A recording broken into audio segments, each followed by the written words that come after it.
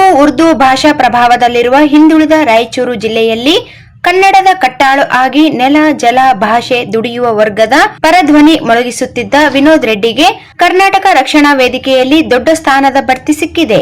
ಕಲ್ಯಾಣ ಕರ್ನಾಟಕ ಭಾಗದಲ್ಲಿ ಕನ್ನಡದ ಪರ ಹೋರಾಡಲು ರಾಜ್ಯ ಉಪಾಧ್ಯಕ್ಷದಂತಹ ಸ್ಥಾನವನ್ನು ಸಂಘಟನೆಯ ರಾಜ್ಯಾಧ್ಯಕ್ಷರಾದ ಸಮರಸಿಂಹ ಟಿ.ಎ. ನಾರಾಯಣಗೌಡ ನೀಡಿದ್ದಾರೆ. ಇದರಿಂದ ಕನ್ನಡ ಪರ ಕಲ್ಯಾಣ ಕರ್ನಾಟಕ ಭಾಗದಲ್ಲಿ ಜೋರಾಗಿ ಹೋರಾಡುವ ಶಕ್ತಿ ರಾಯಚೂರಿಗೆ ಕೊಟ್ಟಿದ್ದಾರೆ. ವಿನೋದ್ ರೆಡ್ಡಿ ಅವರ ಬಹಳ ಚಿಕ್ಕ ವಯಸ್ಸಲ್ಲೇ ಕನ್ನಡ ಚಳುವಳಿ ಆರಂಭಿಸಿದರು. ನೆಲ ಜಲದ ಪ್ರಶ್ನೆ ಬಂದಾಗ ಯುವಕರನ್ನು ಸೇರಿಸಿ ಹೋರಾಟ ನಡೆಸಿ ಯಶಸ್ಸು ಸಾಧಿಸಿದರು. ನಂತರ ಕರ್ನಾಟಕ ರಕ್ಷಣಾ ವೇದಿಕೆ ಜಿಲ್ಲಾಧ್ಯಕ್ಷರಾಗಿ ಸಮರ್ಥವಾಗಿ ಹೋರಾಡಿದರು.